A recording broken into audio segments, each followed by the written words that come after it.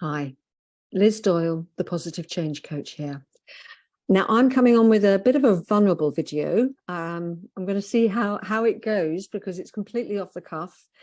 But I just wanted to talk to you about my journey with booze, with alcohol, because it's something that although I let go of the weight that I'd been holding on to for a good at least 10 years ago, and that obviously changed my life because my toxic relationship with food and with my body, I'd had that for an awful long time. But alcohol still played a very big part in my life.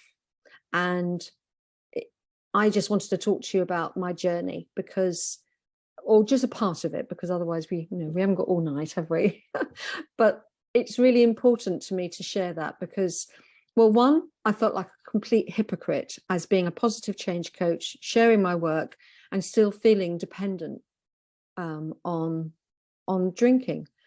But I'll rewind a little bit first because I want to give you the backstory of it, if you like.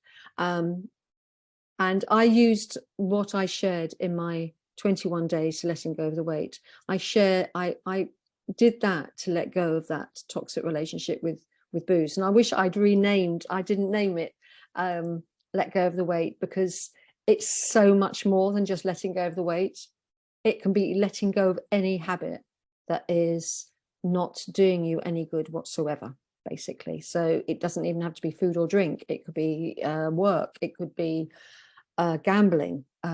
It's all the same because it's what we do to numb ourselves. Okay, so if I backtrack a little bit, and I hope I don't go on too long, but this is really important. Okay, so I was told growing up, this is the funniest thing, I was told growing up that my mum had cravings when she was expecting me for quarter bottles of Moët and crisps. So I don't know how true this is because I don't think she was getting a quarter bottle of Moët every night, but I think she may Moët Chandon champagne, if you don't know what I'm on about.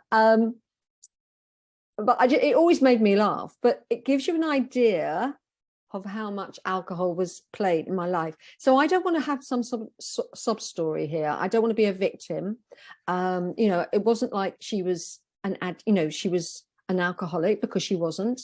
But my father definitely had an unhealthy relationship. Sorry, Alfie's just coming to join me. I think he's probably thinking it's dinner time, but I'm going to keep rolling with this because it's important. Yeah, Alf's the dog, by the way.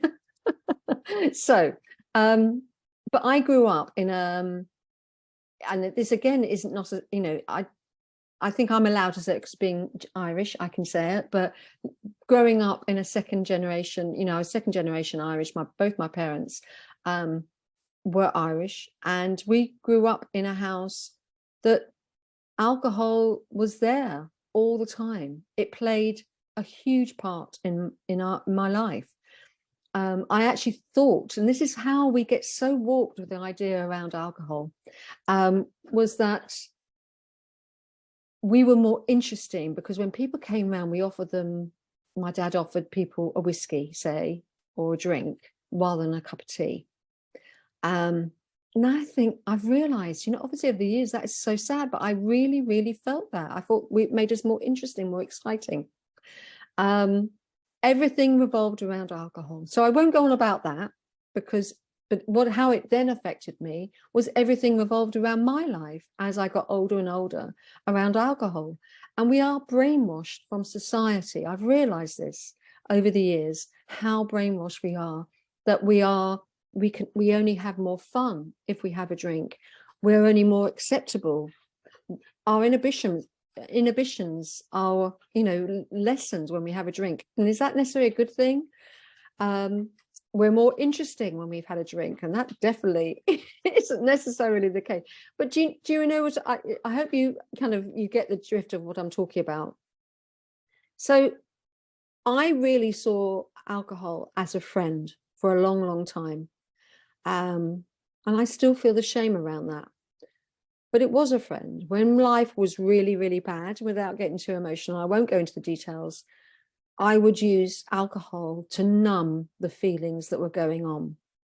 And I would use alcohol to block out just how crap life was. The problem with alcohol is highly addictive. So, and I guess it's a bit like food, isn't it? You can't just stop. Well, some people can, but I couldn't just stop. It took me a lot longer, but eventually I did just stop. Now, where I'm going with this is I felt that was like a miracle. I never, ever, ever thought I'd be able to stop drinking completely. You know, if I went a day or two, it was like, oh, when can I have a drink? Oh yeah, I can have a drink Friday night. It was, if I wasn't drinking, I was obsessing about drinking. So isn't that very similar to how we often obsess about food? Well, I certainly did. And so with the work I've shared with, I've put with my work, with my course, I put that into action for myself. And it's, I can never, I just, sorry to ramble, but I just feel that it's been amazing for me personally. I no longer have that toxic relationship with alcohol, which was, if not more damaging than my relationship with food, because, you know, long-term health, definitely not good, not a good example for my children. And it's given me a different type of freedom, and it's made me look at different things so much. Just my life is just so different. But what's interesting is I've now reintroduced it insofar as having maybe one or two, maybe once, probably only once a week. But I made some conditions for myself. So if you're on this journey yourself, this might help, I don't know. But the two conditions I have is that I don't drink more than 2 drinks in one day. And I don't drink on 2 consecutive days. But most of the time it's like I might have a couple of drinks, you know, if I go out for dinner with friends, or yeah, that sort of thing. Or if my daughters come to stay and we might bring a bottle of wine, you know, have a couple of bottles and I'll have a glass or 2, if that. To say that my life, you know, that I could never imagine that happening in my life. So where am I going? I just wanted to share that with you, really. I'm not sure. I'm looking at this now thinking, will I actually share it? Because I'm not sure if I really I wanted to go so deep and talk for so long, because I get bored with long videos, to be honest with you. But it's really important that we have the power. And to know that is, you know, if you know you can do that for one thing, then you can do it for anything. And that's what's so remarkable.